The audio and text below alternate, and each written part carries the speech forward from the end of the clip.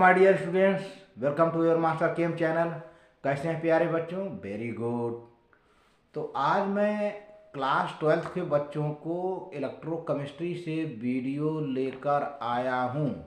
इस वीडियो में concentration cell है। क्या होता है कंसंट्रेशन? जिसके दोनों इलेक्ट्रोड का कंसंट्रेशन सेम हो, है? जिसके दोनों इलेक्ट्रोड सेम हो, कंसंट्रेशन डिफरेंट हो। जिसके दोनों इलेक्ट्रोड सेम हों, सेम मेटल के हों, लेकिन उनका कंसंट्रेशन डिफरेंट हो, है ना? तो उसको हम कंसंट्रेशन सेल कहते हैं। और डिटेल में देखिए कैसे है। उस पर एक छोटा सा बड़ा प्यारा न्यूमेरिकल जो कि आया भी है बोर्ड में, तो हमने दे डाला है यहाँ पर, तो देखिएगा। हाँ, तो प्यारे बच्चों, यहाँ पर कंसंट्रेशन सेल है।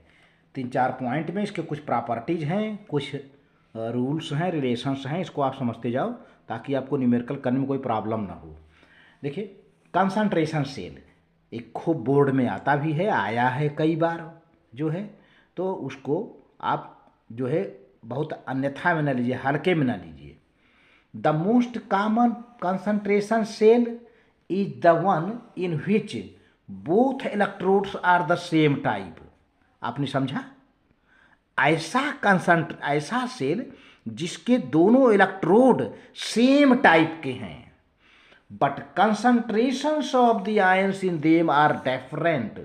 लेकिन उनके आयनों का जो कंसंट्रेशन है वो डिफरेंट हो।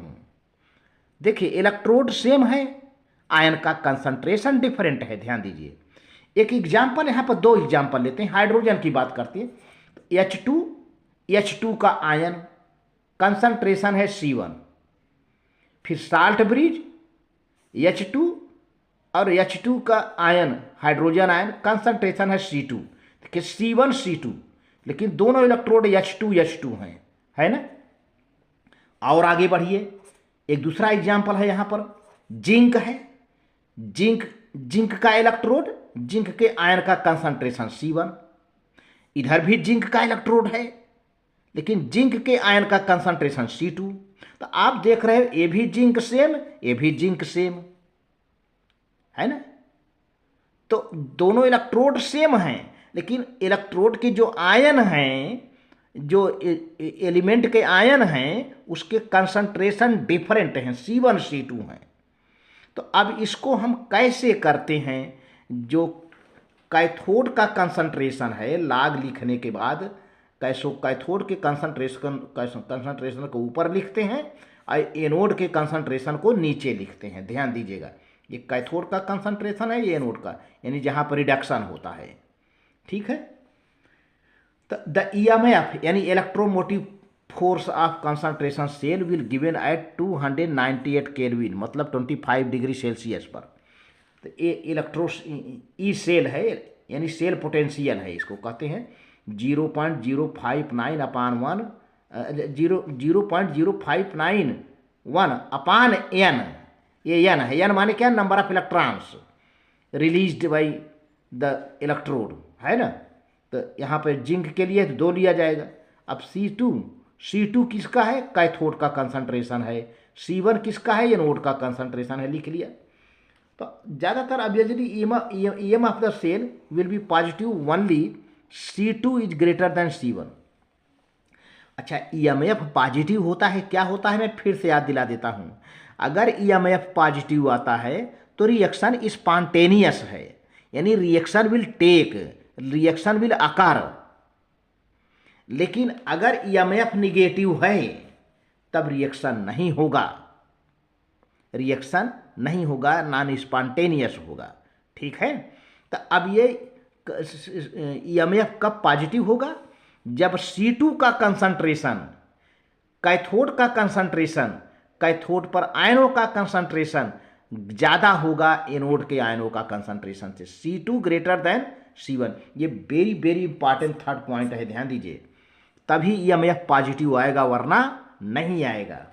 4था पॉइंट है, in such cell oxidation takes place on electrode which lower concentration.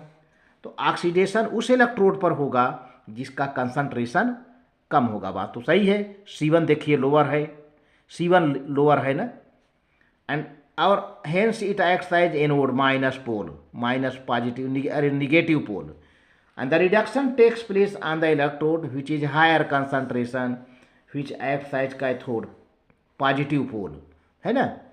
तो फॉर एग्जांपल देखें यहाँ पर जिंक की बात है, जिंक है, ये जिंक सॉलिड है, ये जिंक सॉलिड है, 2 इलेक्ट्रॉन निकल जाते हैं तो जिंक आयन बन जाता है, इसका कंसंट्रेशन C1 है और 2 इलेक्ट्रॉन यहाँ निकले हुए हैं।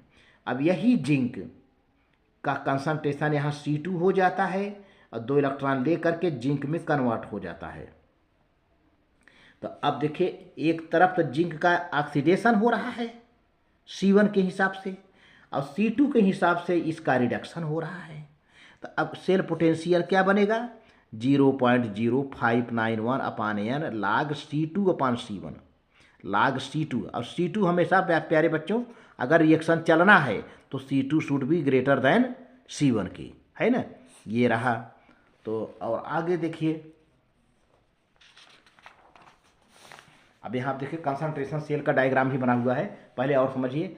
As the cell reaction proceeds, जैसे ही सेल का रिएक्शन आगे बढ़ता है धीरे धीरे C2 घटता जाता है, फिर एज C1 इंक्रीजेस, C1 बढ़ता जाता है क्योंकि शुरू में C2 ज़्यादा था, है ना। टिल द 2 बिकम्स इक्वल, जैसे ही दोनों C1 becomes equal to C2 दोनों बराबर हो जाते हैं, इस समय उसका सेल पोटेंशियल 0 हो जाता है और सेल काम करना बंद कर देता है, हेंस सेल स्टॉप्स वर्किंग, है ना।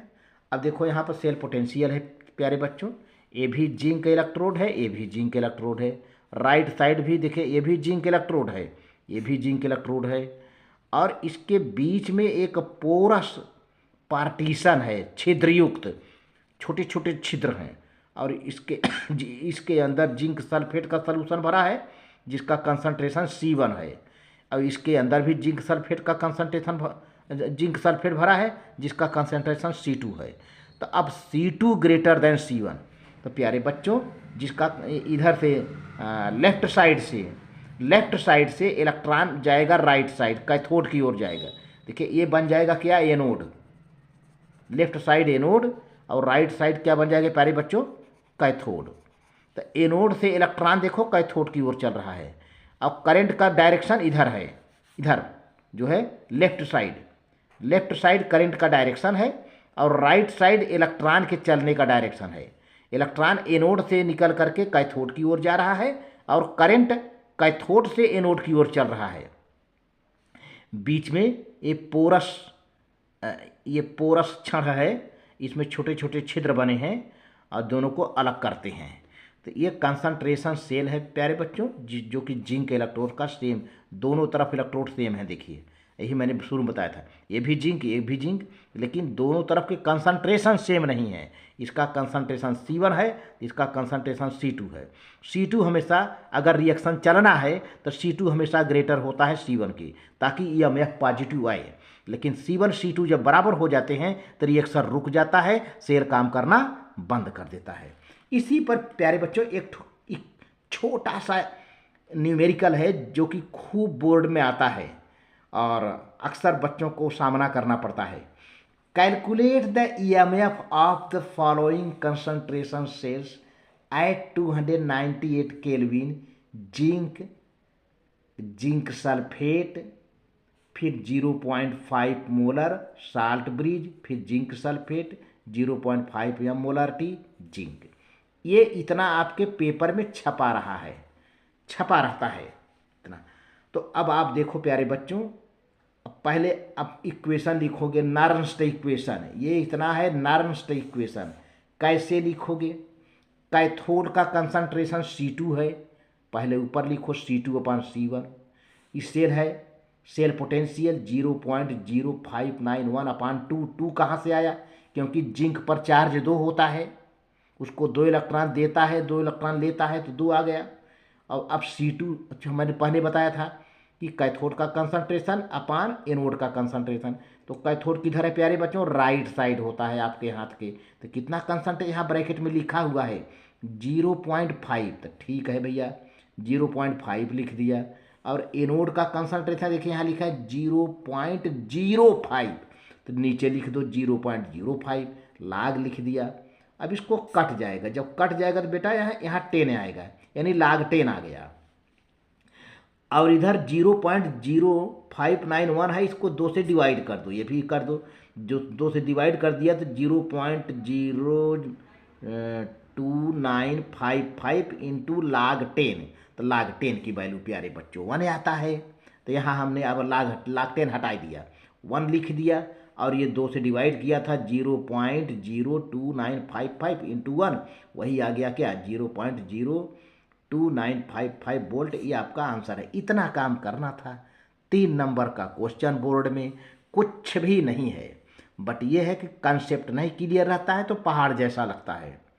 तो इस तरह से प्यारे बच्चों, वीडियो अच्छा लगे तो लाइक करके सब्सक्राइब कर देना, शेयर कर देना। Thank you. Master chem channel आपकी सफलता की कामना करता है।